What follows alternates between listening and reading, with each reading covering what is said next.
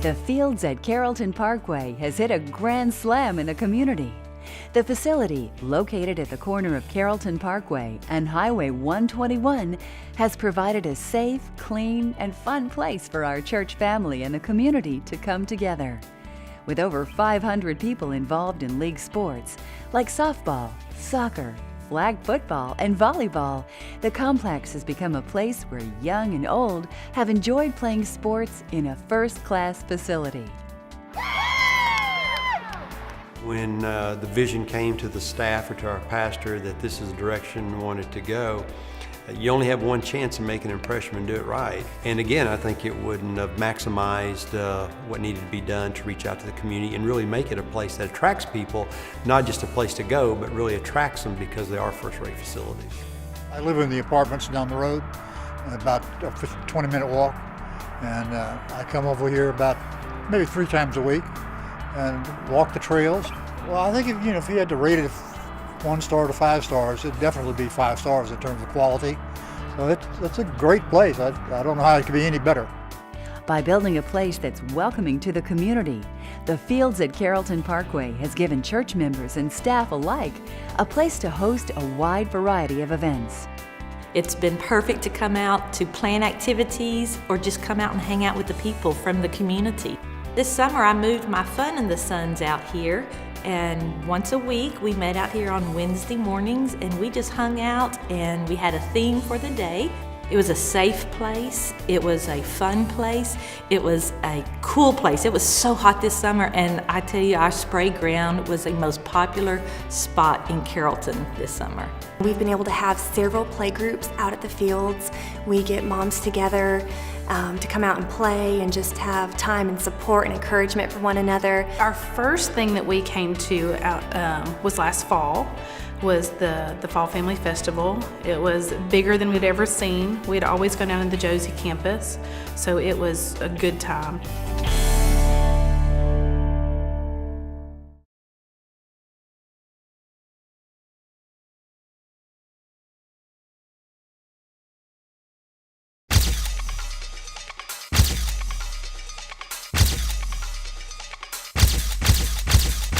Kelly Clarkson's story is the ultimate story of a girl from a small town. My husband and I looked at each other and I said, that is going to be the next Mariah Carey. Kelly Clarkson goes to Hollywood. She was living in her car at one point. Enters this reality TV competition. Everybody in America went, what's American Idol? Voting for her was like voting for themselves. The judges never really expected her to win. Kelly's tour was canceled because, frankly, she didn't sell enough tickets. I think she bit off more than she could chew. I'm gonna go home and hang out and rethink, and I think that's what she did. It's kind of like a critical time for her, but I think she has the goods to come out of it on top. Kelly will always hold this spot in people's hearts, I think, because she was the first one to embrace the fairy tale. Nothing to lose. Leads you to where you are today. I believe in storytelling. Gonna make you a star. I'm still trying to figure that out. Biography.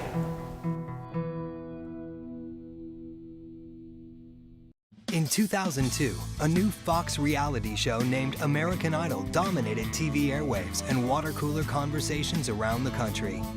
The show's hook, a $1 million recording contract to the winner of a nationwide singing competition.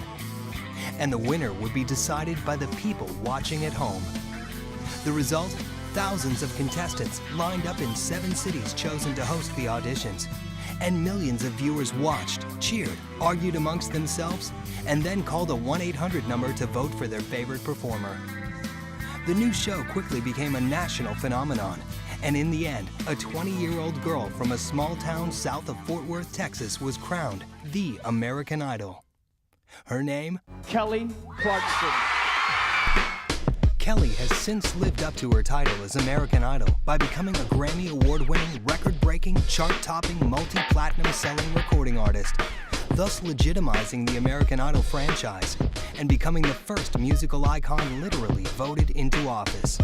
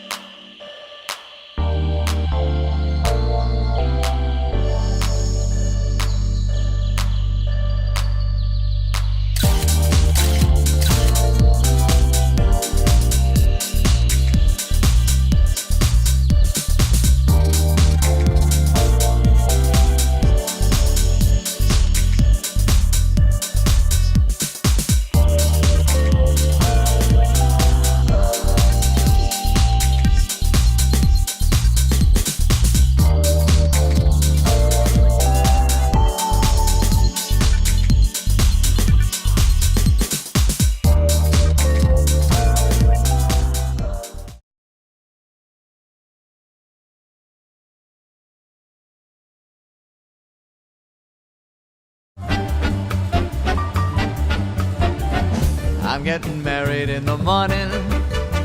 Ding dong, the bells are gonna chime. Pull out the stopper, we'll have a whopper, but get me to the church on time. This week is extraordinarily different from the average week. It is 777, a very lucky day to get married, apparently, and so everybody's doing it. So we have maybe 35 weddings this week and about 1,500 cakes for a Mary Kay convention also. So we have our work cut out for us this week. Is that monogram one done? Is it ready? Is it ready? Is it ready? In a box. Oh. In order to prepare for this week, we had to hire in additional temporary staff. We've had to plan the baking. You know, we only have 2 ovens, so we really had to kind of figure out how to bake all that stuff at once. So we were 2 days behind. 2 days behind. So the first couple of days, they spent working on the Mary Kay millions of cakes. Millions of cakes. Chocolate cake is now a dirty word in the kitchen. Nobody wants to talk about fudge cakes. Who? We don't know. What do you mean? I don't know. She sings. She's blonde. She's an actress. She's marrying a Dallas star. She's in the. She's out there? Yeah. Well, I believe I need to go. This celebrity better not interfere with our luncheon. This week we have a C-130 airplane. We have a giant chocolate cake for the person who developed the 767. It's a really expensive cake that has a lot of detail, including jet planes and propellers. So it'll be really fun. Lots of chocolate. Lots of chocolate. So we will need to be there by 4:30. The time is now noon. We haven't started.